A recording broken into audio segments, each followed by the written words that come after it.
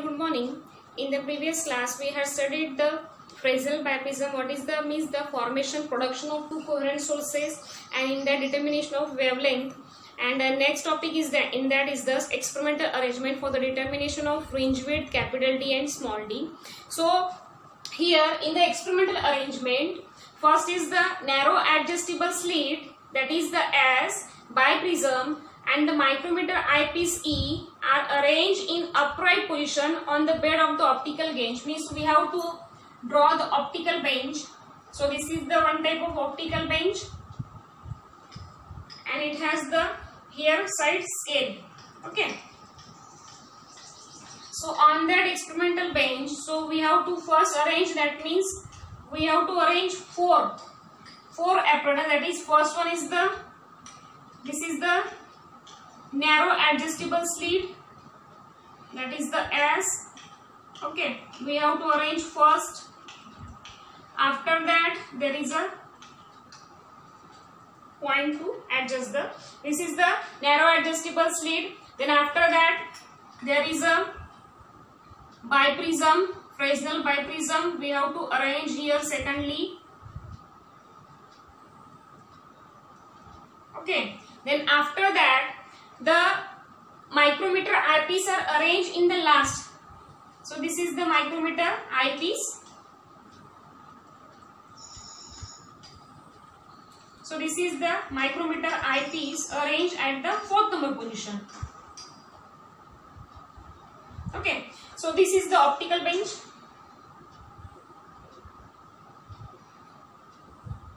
Optical bench, this is the biprism. This is the micrometer eyepiece. Okay, and this is the narrow adjustable slit. Okay, so this is the arrangement. So in the first part we have to adjust the narrow slits. Okay, in the on the upright position, arrange upright on the bed of the optical bench in the same straight line. This is in the same straight line and at the same height. Okay, the slit is made vertical and parallel to the edges of this refracting edges of the biprism. This is the parallel. We have to make this parallel. Okay, there is no any difference. So we have to make this narrow adjustable slit parallel to the edge of the biprism by rotating it in its own plane. We have to there is a small screw, so we can rotate this. So after rotating, we have to make this parallel position of the slits and the edges of the biprism. Okay, and is illuminated. This source is illuminated with the monochromatic source of the light of wavelength, which is to be determined in the last lecture. Okay, so the biprism is moved parallel to the axis. This biprism is moved parallel to the axis of the optical bench till it looking through it.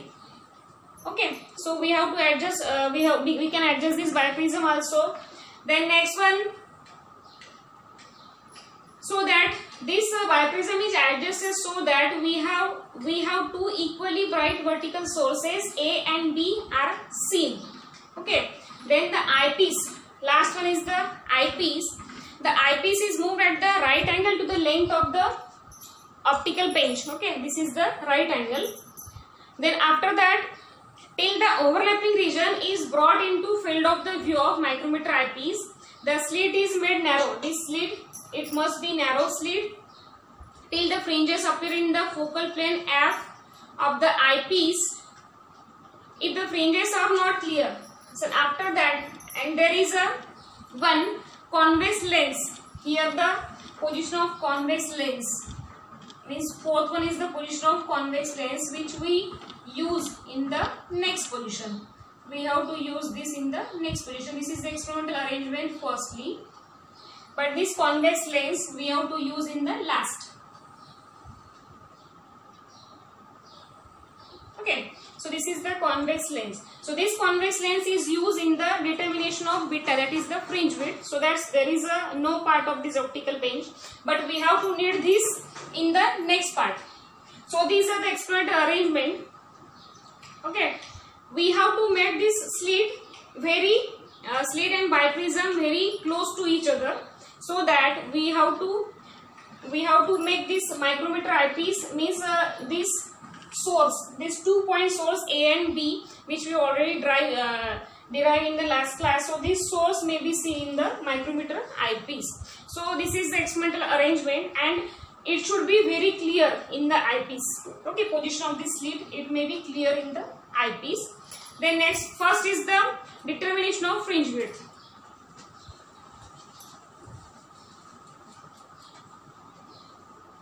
Determination of fringe width.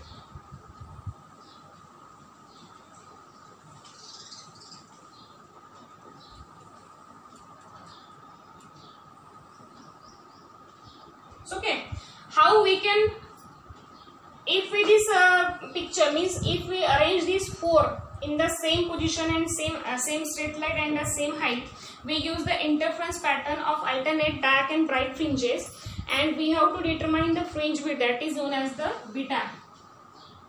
Okay, so how can we measure? So this is the one type of, we know that this is the fringes, alternate dark and bright bands are observed in the micrometer eyepiece. Okay. So for the determination of fringe width, we have to, the fringes are firstly obtained in the field of the view of the micrometer eyepiece. The vertical crosswire of the eyepiece, there is a vertical crosswire, this is the eyepiece, and there is a crosswire, horizontal crosswire and vertical crosswire in one of the starting position made to coincide with the center of the particular bright fringe. So firstly we coincide this in the first, that is the bright. So this position noted, this is the x0 position. Okay, if we write this x0 position, then after that, so position of the eyepiece is read. So taking the distance measured in the micrometer eyepiece. Okay, so then after that, the micrometer screw is moved sideways in the direction of arrow head, and the number of fringes that passes away we have to measure. So this is the next position of the micrometer eyepiece. So this position must be xn. So read this. So write this position of the eyepiece and read the reading to be noted. So we get the 2 position. The position of the eyepiece is again noted. So we have to 2 position. We get 2 position. So therefore the fringe width beta can be calculated as beta is equals to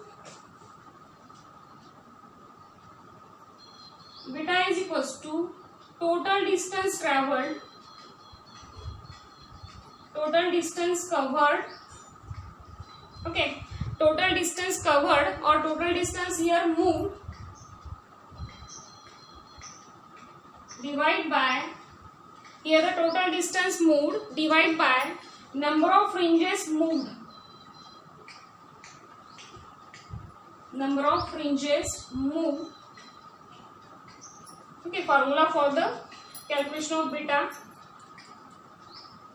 Number of fringes moved across the crosswire.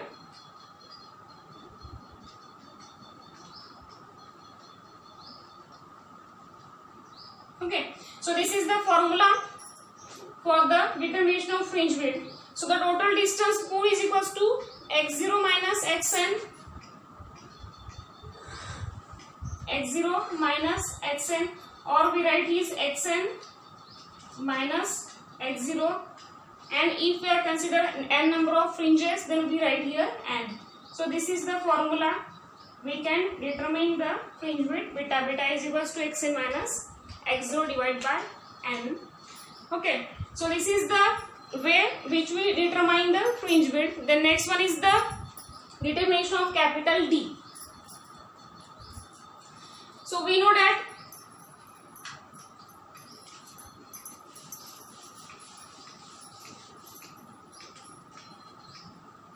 determination of